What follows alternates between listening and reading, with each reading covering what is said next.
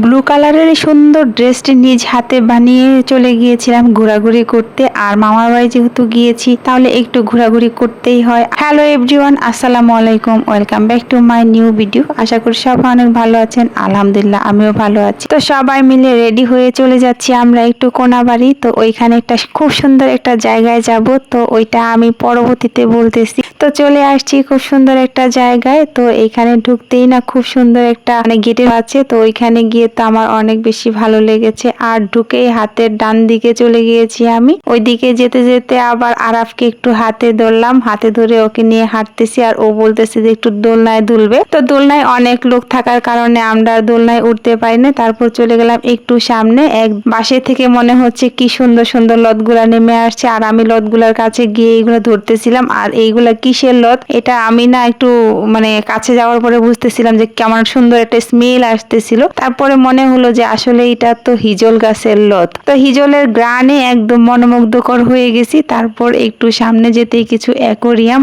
আর আমি ঢুকে গেলাম খুব সুন্দর একটা রেস্টুরেন্ট। আর ঢুকেই দেখি এতগুলা কাঠগুলা পানিতে ভিজায় রাখছে। আর আমার তো দেখেই লোভ হলো যে আমি একটু ধরে নেই। তারপর আমি পুরো রেস্টুরেন্টটা একটু ঘুরে ঘুরে দেখতেছিলাম। ও হ্যাঁ, বাই দা বাই, এত সময় তো বলাই হয়নি যে আমি কোথায় গিয়েছিলাম। এটা হচ্ছে কোনাবাড়িতে হিজল ক্যাফে। এত সুন্দর যা বলার বাইরে, চারদিকে শুধু হিজলের লতগুলা এত সুন্দর করে ঝুলে আছে। আর ওইখানে ঢুকলেই না একদম এত স্মেল যা বলার বাইরে। আর আমি এখানে একটু ফিশগুলোর সাথে দুষ্টুমি করতেছিলাম। আর আরাফকে বলতেছিলাম দেখো আমি ফিশগুলো ধরতেছি দেখো। আর ফিশগুলাও না এত কাছে চলে আসছে, আমার তো অনেক ভালো লাগতেছিল। তারপর রেস্টুরেন্টটা ঘুরে ঘুরে দেখতেছি আর আপনাদের সাথে শেয়ার করার জন্য কিছু ভিডিও ক্লিপ নিচ্ছি। এখন আমি চলে যাব দোতলায়। তো দোতলায় ওঠার আগে আরাফ আবার বলতেছে আমি আগে যাব আমি আগে যাব। তারপরে ওকে দিয়ে তারপরে আমি উঠলাম। তো দোতলায় উঠে আমি আবার এখানে একটু ঢং করতেছিলাম। তারপর দোতলায় উঠে তো আমার আরো বেশি ভালো লাগলো। গিয়ে দেখি এইখানে একদম ওপেন লাইব্রেরি আছে। তো ওইখানে গিয়ে আমি একটু ঘুরে ঘুরে দেখতেছি। আর লাইব্রেরির সামনে গিয়ে দেখেছি বেশ কিছু বই। আর তারপর আমি এইখান থেকে একটা ম্যাগাজিন হাতে নিলাম। ম্যাগাজিনটা হাতে নিয়ে আমি একটু উল্টায় উল্টায় দেখতেছি। আমার তো অনেক ভালো লাগতেছিল।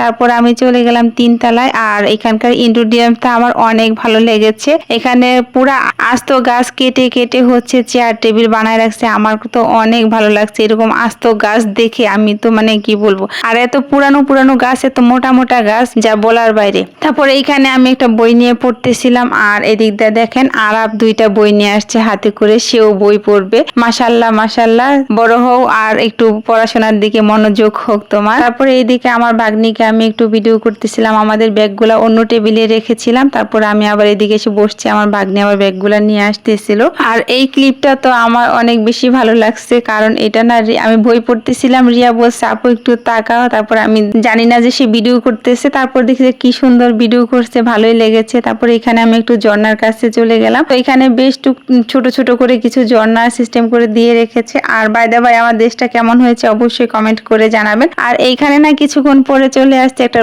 ব্রাইডদের আমি সাইড দিয়ে নিচে চলে আসছি, যেহেতু ব্রাইড আসছে তো তাকে তো বেশ সুন্দর করে ফটোশুট করতে হবে, ওইখানে ঝামেলা করে লাভ নাই। সো নিচে চলে আসছে। নিচে চলে এসে আমি কি করলাম আপনারা একবার দেখেন।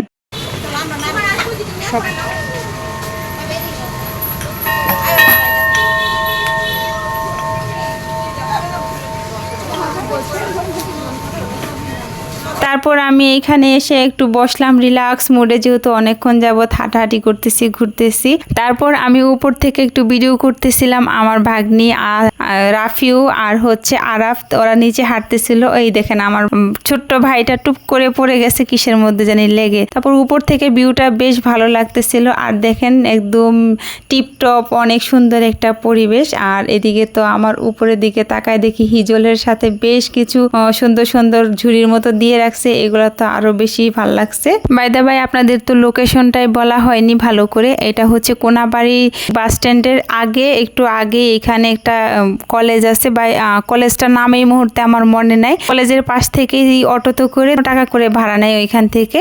ওইখানে কেয়া কসমেটিকের ফ্যাক্টরির ঠিক সামনেই হচ্ছে হিজল ক্যাফে। তারপরে এইখানের ভিতরে ঢুকে গেলাম আমরা রেস্টুরেন্টে, একটু খাওয়া দাওয়া করি। কিন্তু এইখানকার খাবারের প্রাইস যেই।